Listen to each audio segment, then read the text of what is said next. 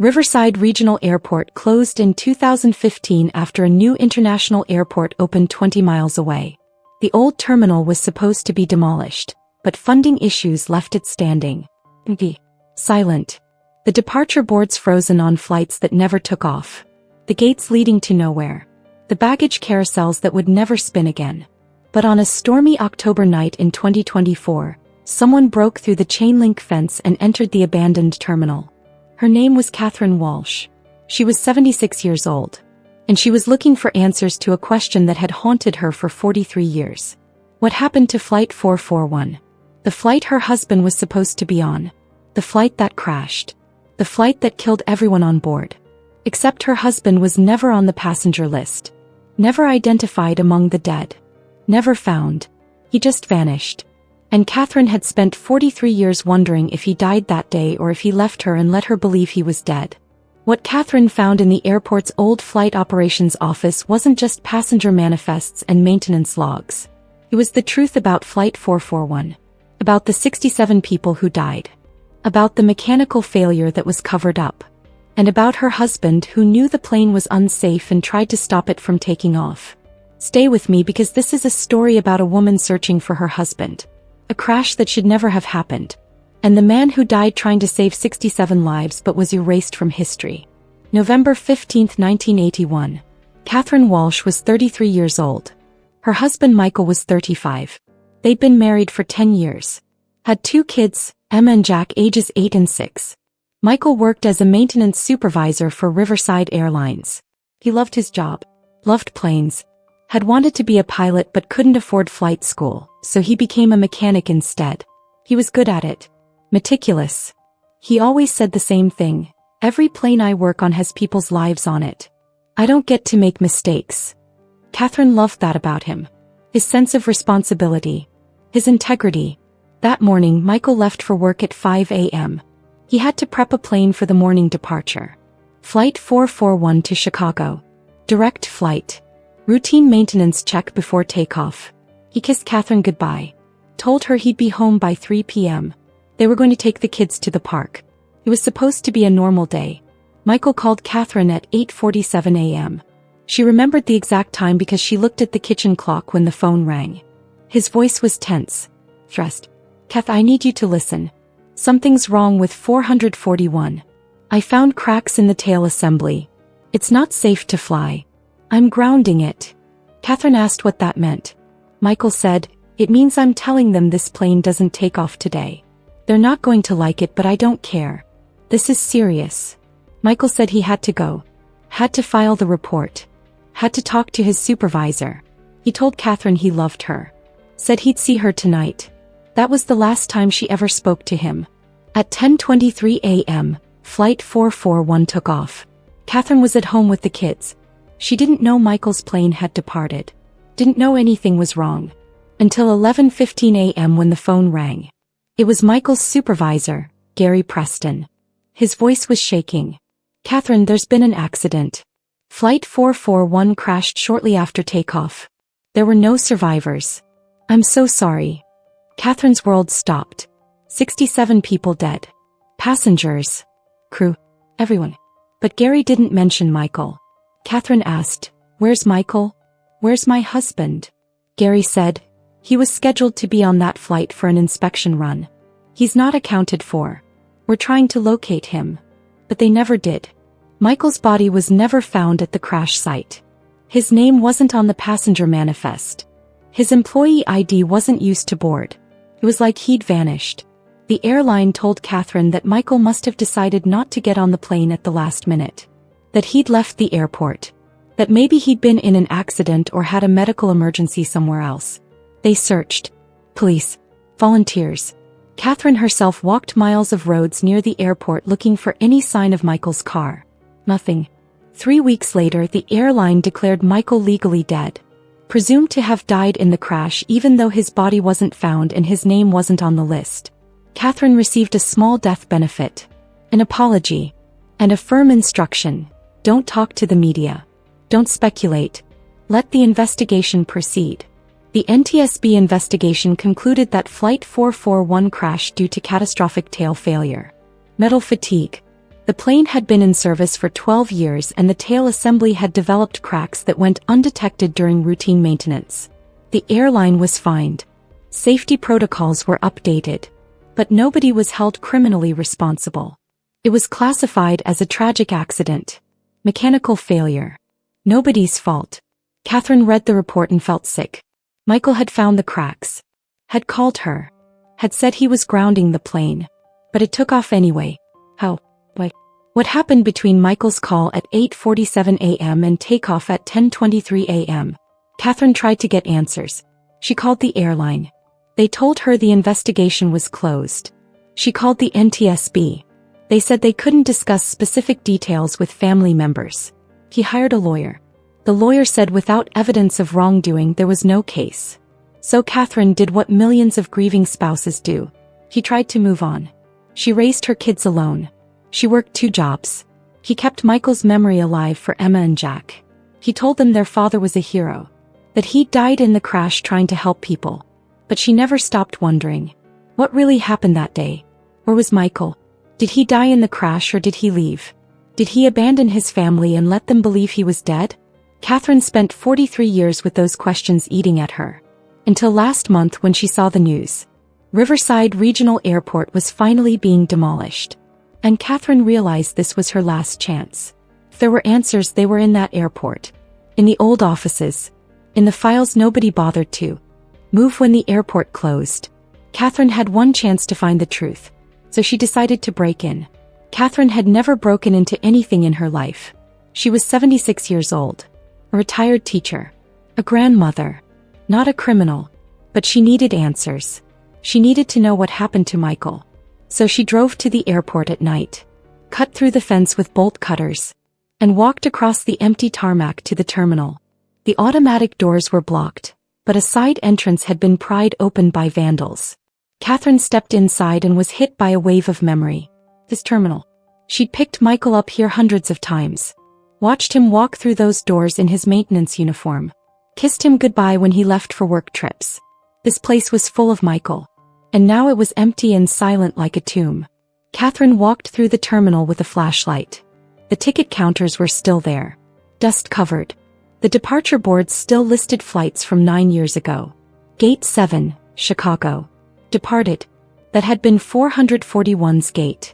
Catherine stood there and imagined Michael. Had he stood here? Had he tried to stop the plane? What had happened? Catherine needed to find the operations office. Where maintenance records were kept. Where flight logs were stored. She found a directory on the wall. Operations. 2nd floor, East Wing. Catherine climbed the escalator, now frozen and covered in grime, and found the hallway leading to the offices. The operations office door was locked, but the lock was old. Catherine used a screwdriver she'd brought and managed to break it. The door swung open.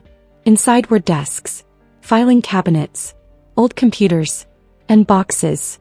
Dozens of boxes stacked against the walls. Catherine started searching. She looked for anything dated November 1981. Anything related to Flight 441. It took her hours. She went through box after box. Personnel files. Maintenance logs. Expense reports. And then she found it. A box labeled, Flight 441 Internal Investigation, Confidential. Catherine's hands shook as she opened it. Inside were documents. Dozens of them. And they told a story the official investigation had never revealed. Michael had filed a formal maintenance report at 9:03 a.m. on November 15, 1981. 16 minutes after calling Catherine. The report detailed cracks in the tail assembly of the aircraft designated for Flight 441. Michael's assessment. Aircraft unsafe for flight. Immediate grounding required. Tail assembly must be replaced before aircraft returns to service. The report was stamped received by Gary Preston, Michael's supervisor. But there was another document attached. A memo from Gary Preston to the operations director. Michael Walsh has grounded 441 sighting tail cracks. I've inspected the aircraft myself and don't believe the cracks present immediate danger. Walsh is being overly cautious. We have a full flight and canceling will cost significant revenue. Recommend overruling Walsh's assessment and clearing 441 for departure. Catherine read that memo 3 times. Gary Preston had overruled Michael. had dismissed his safety concerns, had cleared the plane to fly even though Michael had said it was unsafe. And then the plane crashed. Exactly as Michael had predicted. Catherine kept reading. There was a witness statement from another mechanic, David Torres. I was present when Gary Preston told Michael Walsh that Flight 441 was cleared for departure despite Michael's report. Michael argued. Said the cracks were serious. Gary told him he was overreacting and that if Michael tried to stop the flight he'd be fired. Michael said he didn't care about being fired, he cared about people dying. Gary told him to go home. Michael refused. Said he was going to call the FAA directly. Gary told him if he did that, Gary would make sure Michael never worked in aviation again. Catherine's heart was pounding. Michael hadn't left. Hadn't abandoned his family. He'd tried to stop the plane. And Gary had threatened him. Catherine found the next document. A security log from the airport. 10:05 a.m. Incident reported at Gate 7. Michael Walsh attempting to prevent passengers from boarding Flight 441. Airport security called. 10:12 a.m. Michael Walsh removed from gate area by security. 10:17 a.m. Michael Walsh escorted off airport property by security personnel. 10:23 a.m. Flight 441 departed. Catherine felt sick. Michael had physically tried to stop the plane. Had tried to warn passengers. And security had thrown him out. And then the plane had taken off. And crashed 18 minutes later. But that still didn't answer the crucial question. Where was Michael? If he'd been escorted off the property, he should have been alive when the plane crashed. He should have survived. Unless... Catherine kept searching. She found another document. An incident report dated November 15, 1981, 10:30 a.m. 7 minutes after Flight 441 took off. Incident at employee parking lot. Michael Walsh, employee ID number 4729, involved in altercation with Gary Preston. Preston claims Walsh attacked him. Walsh was restrained by security. Police were not called per Preston's request. Walsh escorted off property with warning not to return. So Michael had confronted Gary again after being removed from the gate. After the plane took off. Had Michael known it was going to crash? Had he been trying one last time to stop it? Or had he confronted Gary after hearing the plane had departed, knowing 67 people were now in danger because Gary had ignored his report? Catherine found one final document. A memo dated November 18, 1981. 3 days after the crash. From the airline's legal department to Gary Preston. Michael Walsh situation. Walsh's formal report creates significant liability exposure. His prediction of tail failure proven correct. If his involvement becomes public, airline faces potential criminal charges for ignoring safety warnings. Recommend we sanitize all records. Remove Walsh's name from maintenance reports. Eliminate paper trail showing we knew about the cracks. If questioned, claim Walsh was not working on 441. That day and his disappearance is unrelated to the crash. Catherine stopped breathing. They'd erased Michael. Deliberately. To cover up their own negligence. Michael had tried to save 67 people. And when he couldn't, the airline had erased him from history so nobody would know they'd ignored his warning. Before we continue with what Catherine does with this evidence, I need you to understand something. This story is about a man who tried to save lives and was erased for it. If you believe whistleblowers deserve protection, if you've ever seen something wrong and been told to keep quiet, hit that subscribe button right now. We tell the stories of people who spoke up and were punished for it. Your subscription helps us continue. Now, let's see what Catherine discovers about what really happened to Michael. Catherine kept searching through the files. She needed to know what happened to Michael after he was escorted off the property. There had to be more. She found a police report dated November 16, 1981. 1 day after the crash. Unidentified male body found in retention pond adjacent to Riverside Regional Airport. Victim appears to have drowned. No ID on person. Body sent to county morgue for identification. Catherine's vision blurred. A body. Found at the airport. The day after the crash. She searched for more documents. Found the medical examiner's report.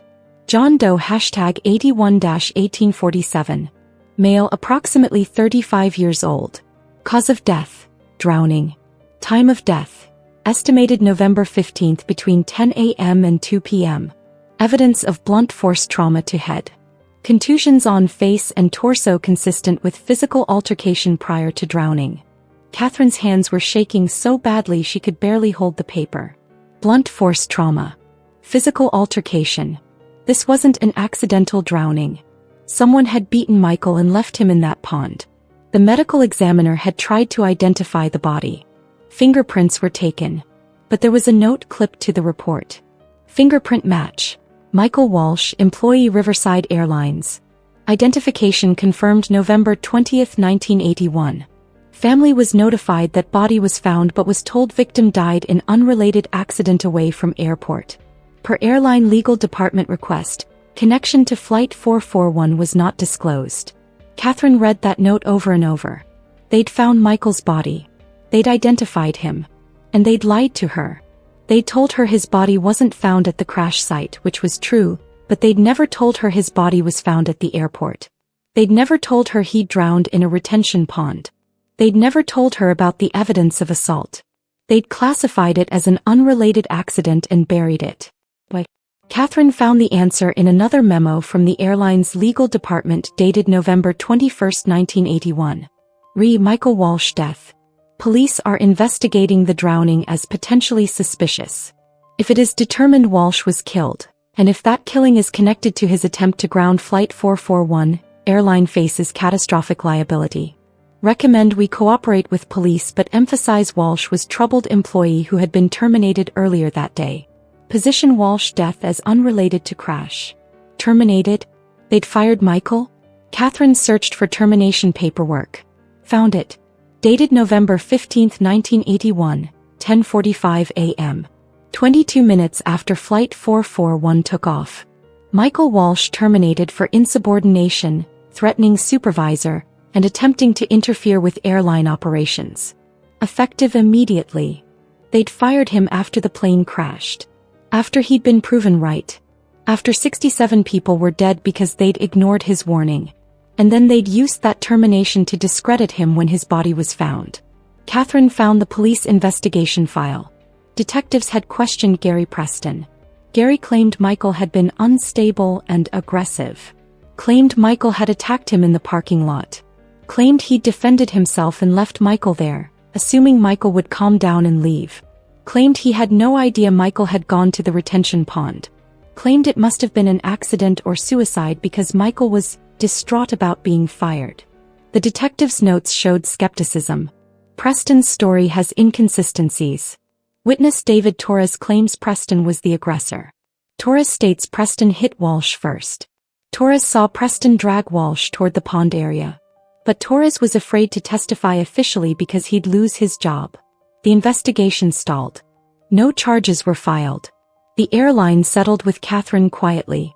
Gave her a death benefit. Made her sign an NDA. And Catherine, grieving and confused and with 2 kids to raise, had signed it. Had taken the money. Had moved on.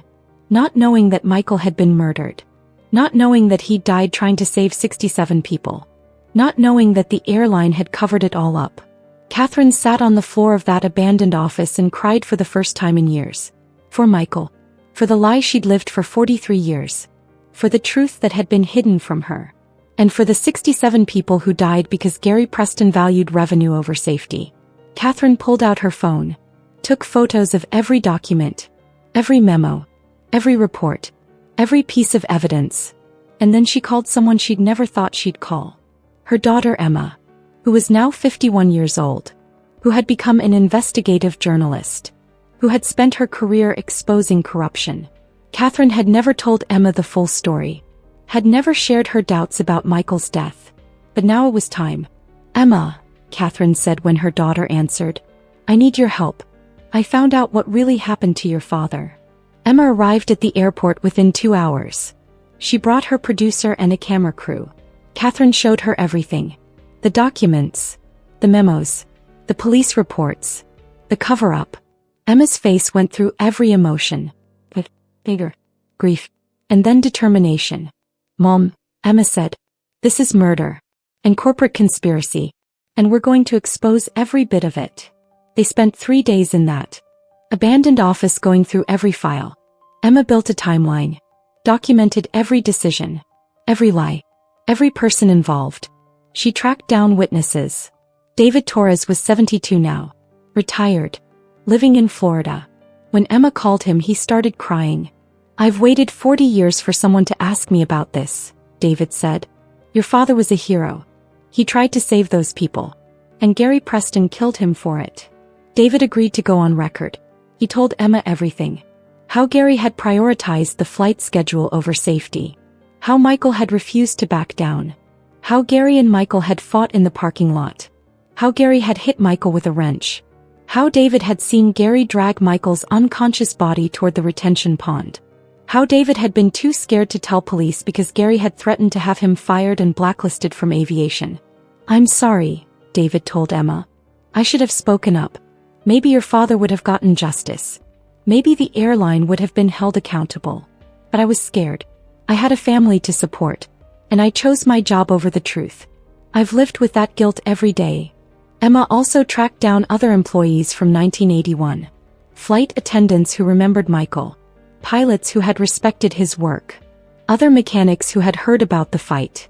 Slowly, Emma pieced together the full story. And it was worse than Catherine had imagined. Flight 441 wasn't the first time Gary Preston had overruled safety concerns. There had been other incidents. Other mechanics raising red flags. Other times Gary had prioritized schedules and profits over safety. The airline had known. Management had known. And they'd protected Gary because he was the supervisor who kept flights on time. Who didn't let minor maintenance issues delay departures. Who understood that time was money. Emma's investigation also revealed something else. Gary Preston had retired in 2005 with full pension and benefits. He was 91 years old now. Living in Arizona. Comfortable. Rich. Unpunished. He'd killed Michael Walsh. Let 67 people die. Covered it up. And lived a long, comfortable life. Emma reached out to Gary for comment. He refused to speak to her. Hung up when she mentioned Flight 441. Emma tried again. Showed up at his house with a camera crew. Gary came to the door. Looked at the camera. And said, "I have nothing to say. That was 40 years ago. Everyone involved is dead or moved on. You're wasting your time." Then he shut the door. But Emma wasn't wasting her time. She'd built an airtight case. Documentary evidence of the cover-up. Witness testimony. Police reports showing the investigation was shut down. Medical examiner reports proving Michael had been assaulted. He had everything. Emma's story aired as a 3-part documentary series. Flight 441. The crash that should never have happened. It detailed Michael's warning. Gary's dismissal of that warning. The crash. Michael's murder. And the 40-year cover-up. The response was immediate and massive. National media picked it up. Aviation safety advocates demanded a new investigation. Families of Flight 441 victims came forward. They'd never known that a mechanic had tried to stop the flight. They'd never known the airline had been warned. They'd been told it was an unavoidable accident. Now they knew it was negligence. Criminal negligence. The Department of Justice opened an investigation into the airline, now absorbed into a larger corporation, and into Gary Preston personally.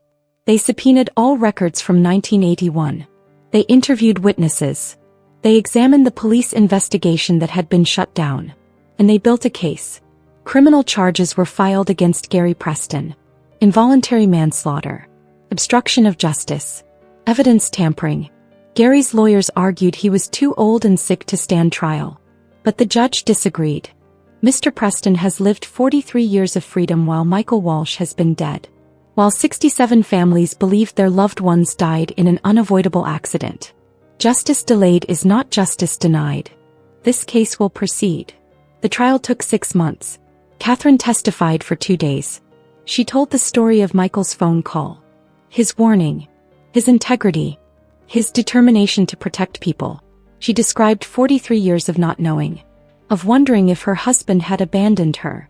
Of living with the uncertainty.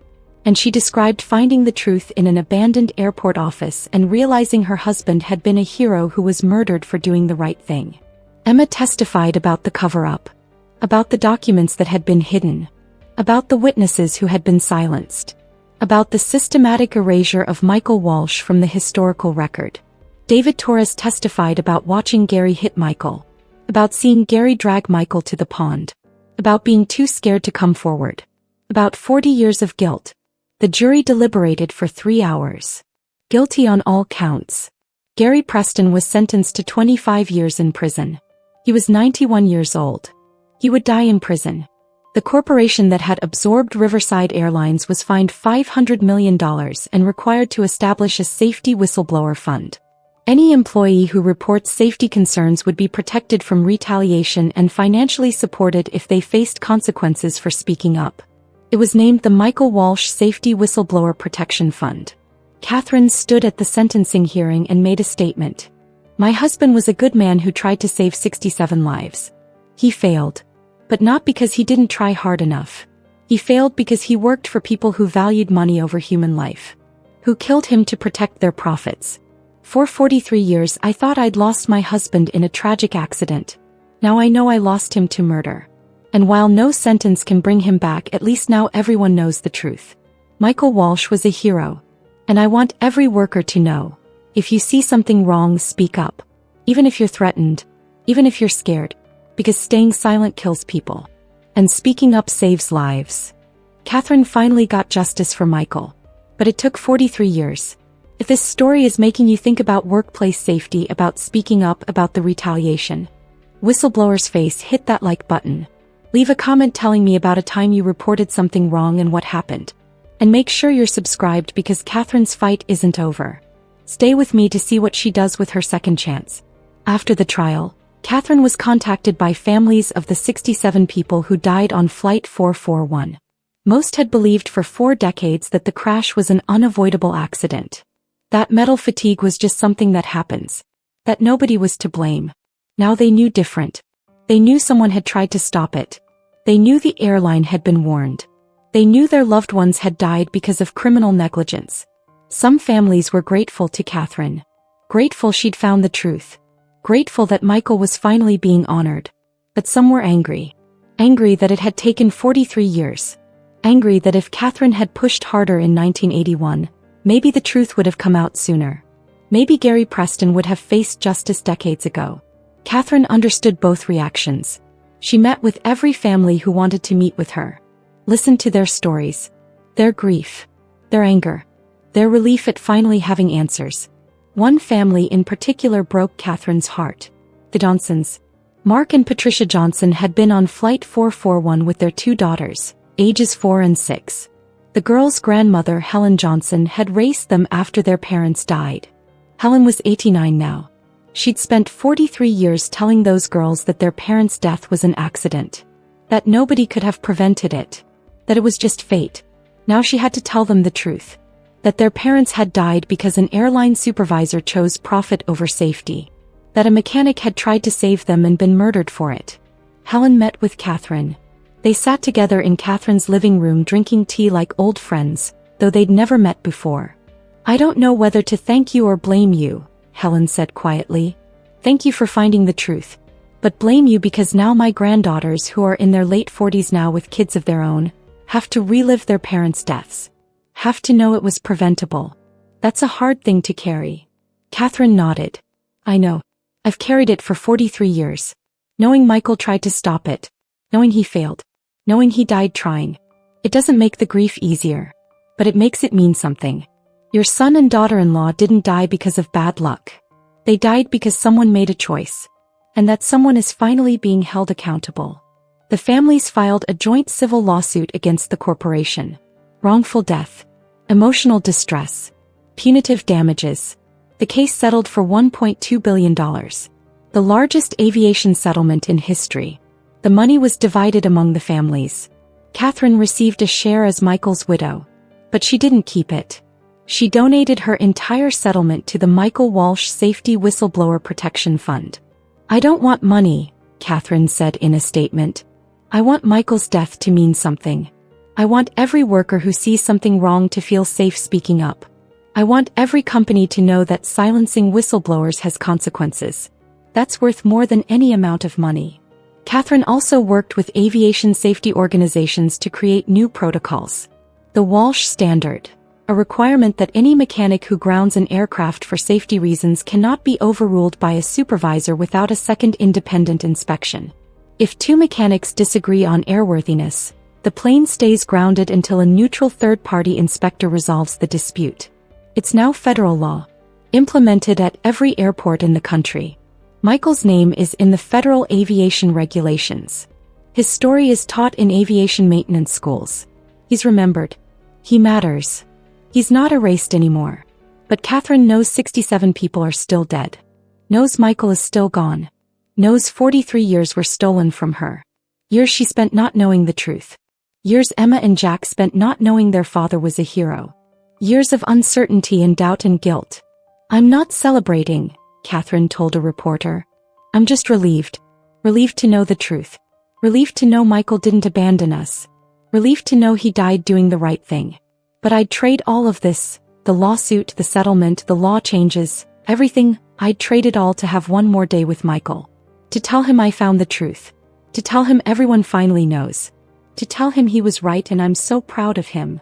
Catherine Walsh is 79 years old now. She lives in the same house she shared with Michael. Emma visits weekly. Jack, now 49, moved back to town to be closer to his mother. Catherine's grandchildren know the full story of their grandfather. Know he was a hero.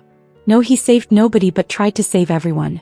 The abandoned Riverside Regional Airport was finally demolished last year. Before it was torn down, Catherine went back one more time. She stood in the operations office where she'd found the truth. Where she'd discovered that 43 years of uncertainty had a simple, devastating answer. And she said goodbye to the building that had held Michael's story. In its place, the city is building a memorial park. The Michael Walsh Memorial Aviation Safety Park. It will have 68 trees. One for Michael. One for each person who died on Flight 441. Their names will be engraved on a monument at the center. And beneath the names, a quote from Michael's maintenance report. "Aircraft unsafe for flight. Every plane I work on has people's lives on it. I don't get to make mistakes." Catherine helped design the memorial. Made sure Michael's story was told completely. Made sure visitors would understand what happened. Would understand that speaking up matters. That whistleblowers save lives. That companies that silence safety concerns kill people. The Michael Walsh Safety Whistleblower Protection Fund has helped over 300 workers in its first 3 years. Workers who reported safety violations and faced retaliation. Workers who were fired for speaking up. Workers who were blacklisted for doing the right thing. The fund pays their legal fees. Replaces lost income. Helps them find new jobs. And makes sure they don't suffer for protecting the public. Every person helped by the fund receives a card with Michael's photo and a quote. "I don't care about being fired. I care about people dying." It's a reminder of why speaking up matters. Of what's at stake. Of the man who gave his life trying to protect people. Catherine also speaks regularly at aviation safety conferences. At union meetings. At companies. She tells Michael's story. Tells what happens when workers are silenced. When profits are prioritized over safety. When whistleblowers are punished instead of protected. She doesn't pull punches. She shows the photos from the crash site. She reads the names of the 67 people who died. She explains how every single death was preventable. How Michael tried to prevent it. How he was murdered for trying. And she ends every speech the same way. If you see something wrong, say something. Even if you're scared. Even if you might lose your job. Because staying silent costs lives. And I'd rather see you unemployed and alive than silent and responsible for deaths you could have prevented. Catherine visits Michael's grave every week. The headstone now includes his full story. Michael Walsh. Beloved husband and father. Aviation maintenance supervisor. Died November 15, 1981, trying to save 67 lives. Here. Whistleblower. The man who wouldn't stay silent. Catherine sits by the grave and talks to Michael. Tells him about Emma and Jack. About the grandkids. About the law changes. About the memorial. About the fund. About how his death finally means something. About how he's remembered. You'd hate all the attention, Catherine tells him with a smile. You just wanted to do your job right. Wanted to keep people safe. But you became a symbol. And I'm okay with that. Because maybe your story will save someone else. Maybe some worker somewhere will think of you and speak up. And maybe that will prevent the next crash. The next cover-up. The next murder. I love you, Michael. I'm so proud of you. And I'm sorry it took me 43 years to find the truth. Catherine Walsh sheltered in an abandoned airport terminal looking for answers. She broke in at 76 years old, armed with nothing but a flashlight and 43 years of questions. What she found in that terminal wasn't just old records and dusty files. It was the truth about her husband's death. About a crash that killed 67 people. About a cover-up that lasted 4 decades. About a man who tried to save lives and was murdered for it. And about a company that erased him to protect their profits. Catherine didn't just find answers. She found evidence. She found witnesses. She found proof of murder and conspiracy. And she used it to finally get justice for Michael and for the 67 people he tried to save. Old woman sheltered in abandoned airport terminal. Discovery in flight records changed her life. That's the headline. But the real story is about a woman who refused to accept we'll never know. Who broke into an abandoned building at 76 because she needed the truth. Who spent 3 days in a dusty office reading documents nobody had looked at in 40 years. Who found evidence of a crime everyone thought was closed. And who brought a murderer to justice 43 years after he got away with it. It's not redemption. Michael is still dead. 67 people are still dead. 43 years are still gone. But it's truth. It's acknowledgement. It's justice. And sometimes that's all we can hope for. Catherine Walsh is 79 years old.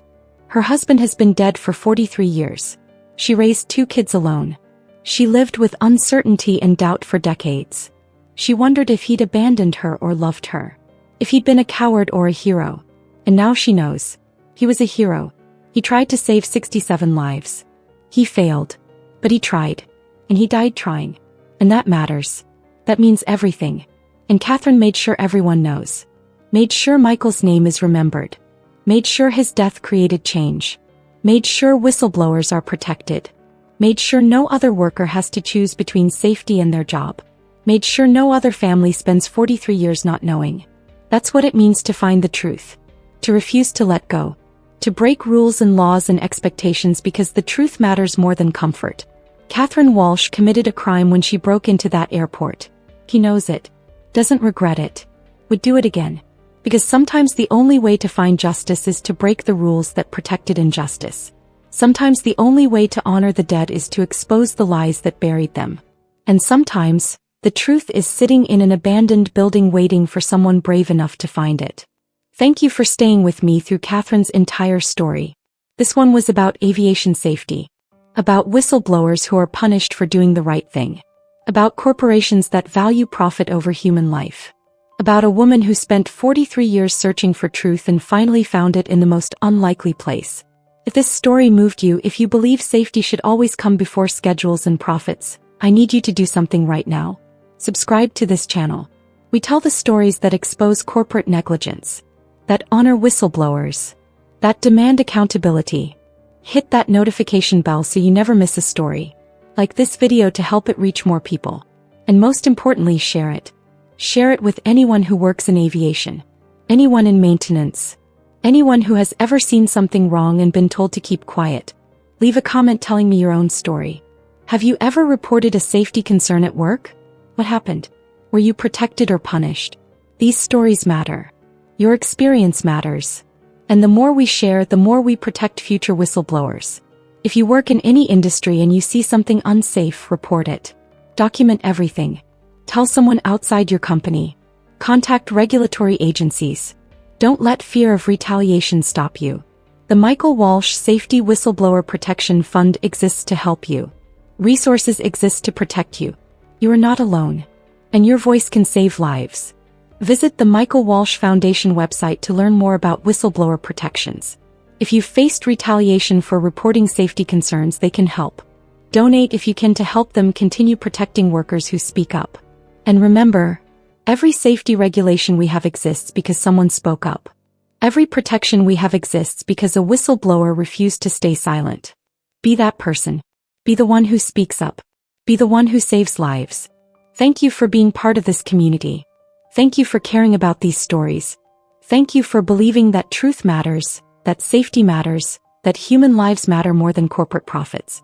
Until next time, remember that the stories of those who suffer are the ones that change industries, that save lives, that remind us why speaking up is not just a right but a responsibility.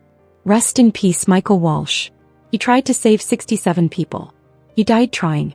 And 43 years later, your wife made sure everyone knows. You're not erased anymore. You're remembered. You're honored. And your name protects workers across this country every single day. And to the 67 souls of Flight 441, your deaths were not inevitable. They were not accidents. They were the result of criminal negligence. But because Catherine refused to let your story stay buried, your deaths now have meaning. They changed laws. They protect passengers. They ensure that mechanics like Michael can speak up without fear. You are not forgotten.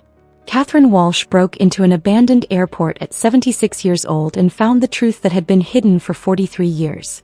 She broke the law to expose a crime. She committed trespass to uncover murder. And she has no regrets. Because some truths are worth breaking rules to find. Some justice is worth waiting 43 years for. And some love is strong enough to search for decades until it finds answers. Thank you for watching. Thank you for listening.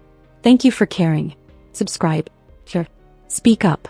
And never, ever stay silent when lives are at stake.